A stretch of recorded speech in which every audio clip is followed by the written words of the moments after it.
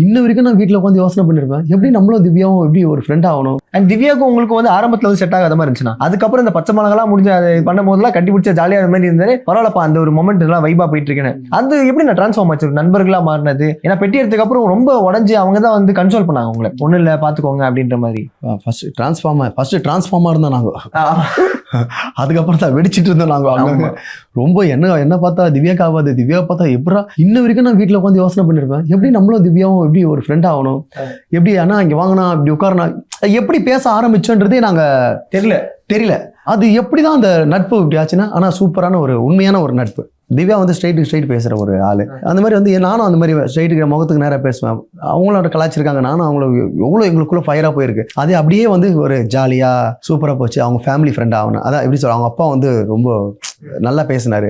அப்பா அந்த மாதிரிப்பா இதான் கேமுக்கு அதெல்லாம் இல்ல, அதெல்லாம் ஒண்ணும் இல்லப்பா, இதெல்லாம் கேம்ப்பா அப்படி ஸ்போர்ட்டிவா எடுத்துக்கினாரு. திவ்யாவும் நல்லா பேச ஆரம்பிச்சாங்க. ஃபேன்ஸ் மீட் போயிட்டு வந்தேன் திவ்யாவுக்கு. அவங்களே அவங்க கூட ஒரு பேட்டி கொடுத்துருக்காங்க. வினோத்தனா டைட்டில் வின்னர் அவரு, மக்கள் தேர்ந்தெடுக்கப்பட்ட வின்னர் அவர் தான் அவங்களே சொல்லியிருக்காங்க. அவங்க அப்பாவும் ஸ்டேஜ்ல கை பிடிச்சி என்கிட்ட சொன்னாரு இது. அதனால இது வந்து போட்டிலாம் இல்ல, 5 பேர் ஓடுறோம், ஒருத்தருக்கு அடிபட்டுச்சுன்னா அந்த போட்டில இருந்து அவர் விலக போறாரு, அவ்வளவுதான் முடிஞ்சு போய். அது மாதிரி வந்து நான் ஒரு எனக்கு தேவையானது எனக்கு கிடைச்சிச்சு, நான் வந்துட்டேன். அதுக்கு அடுத்தது நல்ல டிசர்வான பர்சன் அவங்க ஒன்லி ஒன்றும் சாதாரணம் இல்லை. அவங்களும் அதுல எஃபெக்ட் போட்டிருக்காங்க, அவங்களும் அதுல நிறைய பார்ட்டிசிபேட் பண்ணிருக்காங்க, உண்மையா இருந்திருக்காங்க, நிறைய கேள்விகள் கேட்டிருக்காங்க.